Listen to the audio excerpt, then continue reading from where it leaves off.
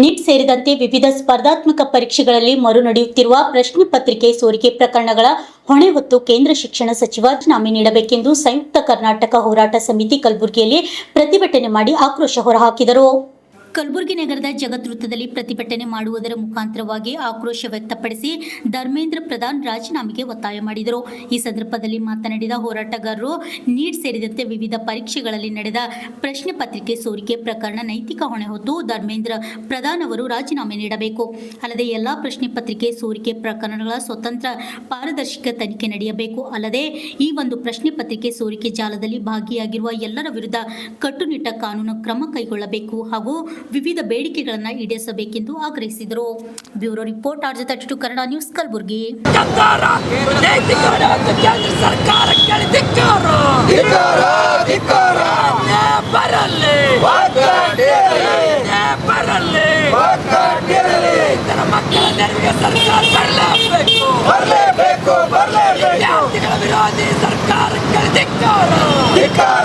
ವಿದ್ಯಾರ್ಥಿಗಳ ವಿರೋಧಿ ಕೇಂದ್ರ ಶಿಕ್ಷಣ ಸಚಿವರಿಗೆ ನೀಟ್ ಪರೀಕ್ಷೆ ಪ್ರಶ್ನೆ ಪತ್ರಿಕೆಯನ್ನ ಸೋರಿಕೆಯಾಗಿರ್ತಕ್ಕಂಥ ನೈತಿಕ ಹೊಣೆ ಹೊತ್ತು ಕೇಂದ್ರದ ಶಿಕ್ಷಣ ಸಚಿವರು ಧರ್ಮೇಂದ್ರ ಪ್ರಧಾನ್ ಅವರಿಗೆ ಕೇಂದ್ರದ ಸಚಿವ ಸಂಪುಟದಿಂದ ವಜಾ ಮಾಡಬೇಕು, ಶಿಕ್ಷಣ ಸಚಿವದಿಂದ ಅವರಿಗೆ ರಾಜೀನಾಮೆ ಕೊಡಬೇಕು.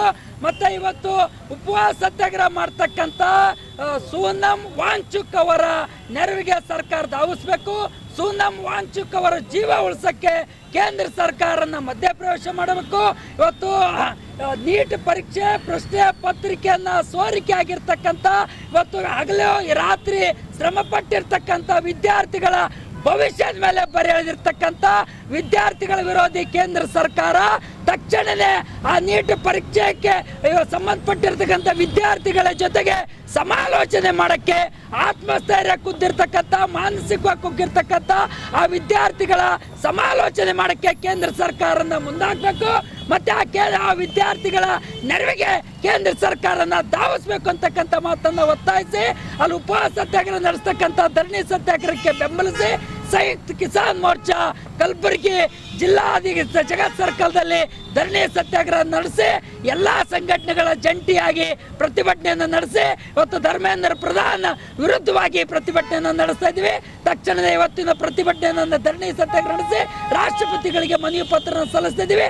ಆ ನೀಟ್ ಪರೀಕ್ಷೆಯ ಪತ್ರಿಕೆಯ ವಿದ್ಯಾರ್ಥಿಗಳ ನೆರವಿಗೆ ಸರ್ಕಾರನ ಧಾವಿಸಬೇಕಂತಕ್ಕಂಥ ಮಾತನ್ನು ಒತ್ತಾಯ ಮಾಡ್ತಾ ಇದ್ವಿ.